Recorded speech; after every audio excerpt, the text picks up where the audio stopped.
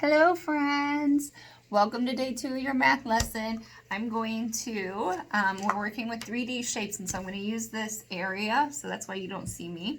But just as a review, remember yesterday we talked about the difference between a 2D shape that lays flat and a 3D shape or a solid shape that sticks out. So we have in our 2D shapes, I would put over here a rectangle. Oh, they're the same color, but you can see a rectangle with all my 2D shapes, lays flat, my hexagon, my circle, my square, and my triangle. They're all going to go in my 2D shapes. Let's review our 3D shapes we learned about yesterday. We learned about a cylinder. We learned about a pyramid. We learned about a cube. We learned about a sphere. And if you need, make sure you're practicing these words. And parents, most of the time it's very common that the students usually struggle with the difference between a sphere and cylinder. So if you have opportunities and you see things and you can point that out and use that correct vocabulary and help them practice, that would be great. And then we also talked about a cone. All right, so today we're going to just look at our 3D shapes and we are going to explore with them a little bit. Now, if you have some of these in your house that you would like to explore with me, like little small ones like this, you could pause and go get them right now. I'm going to use about 2 of each one because today we are going to explore to figure out if our 3D shapes, what they can do. Can they roll, stack, and slide? All right, so let's start with our cube. So first I'm going to try, does my cube roll? No, it has to have a curved surface to roll. Okay, I can flip it, but it doesn't roll.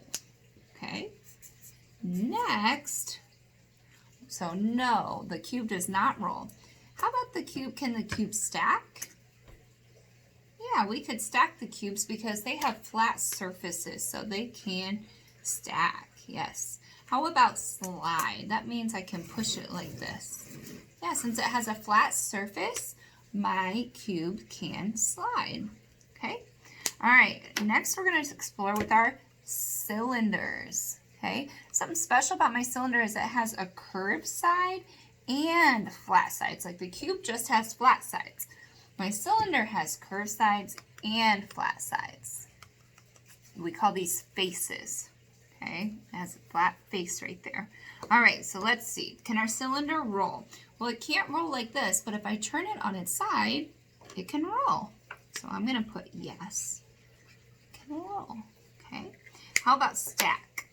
Well, since it has curved and flat surfaces, I can't stack my cylinders when they're on the curved sides, on the faces, but I can stack them on their flat surfaces. So yes, you can stack a cylinder. How about slide? Yeah, since it has a flat surface, I can also slide my cylinder. So a cylinder can actually do all 3. Let's go to our cone next. Our cone, okay? This is my cone. Let's see. Can my cone roll? Well, it has a curved surface, so yes, it can roll. Yes. Can my cone stack? So my cone has a flat surface down here, but if I stand it on this way and try to stack, that's not going to work. If I put it right here and try to stack another cone, that's not going to work. I'm sorry, I don't have 2 cones to show you that, but cones cannot stack. Can a cone slide? Well, since it has this flat surface right here, I can slide it. So that's a yes, a cone can slide. All right, let's try our sphere. Maybe you're making some predictions while we go. That's great. What about our sphere? Can it roll? Yes, it can roll. How about, can it stack? Let's see, can it stack? No, it can't stack. It just rolls away, huh? Doesn't have any flat surfaces. And this shape, it can roll, but we don't count this the same thing as sliding. It doesn't slide, it just rolls. So far my cylinder is the only one that can do all three of those things. All right, let's look at our pyramid. Can our pyramid roll? No, pyramid can't roll.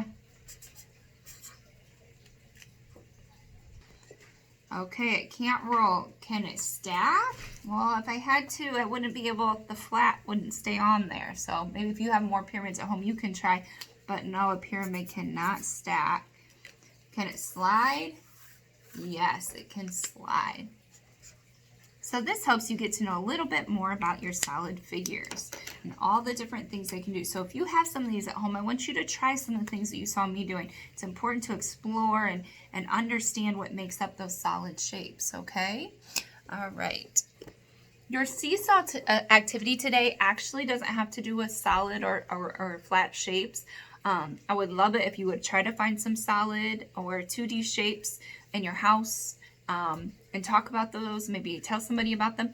But actually your, since we're getting close to first grade, I've kind of started to put some review things on Seesaw. And so today you're going to have a paper and it has a bunch of numbers on it. And some of those numbers are less than 10 and some of them are more than 10. So if it's more, they come after 10, like 14, 16, 20. All those are more than 10. So you're going to use your highlighter tool or your coloring tool and you're going to color the numbers that are less than 10 one color, so maybe I color all the less than 10 blue, and the ones that are more than 10 a different color. Maybe I color all the ones that are more than 10 green. And then on the lines, you're going to write, it'll say there's a box for the numbers that are less than 10, so you're going to record those numbers over here from your paper, and then you're going to record the numbers that are more than 10 in the box below, okay? I will see you guys back here tomorrow for some more work with solid shapes.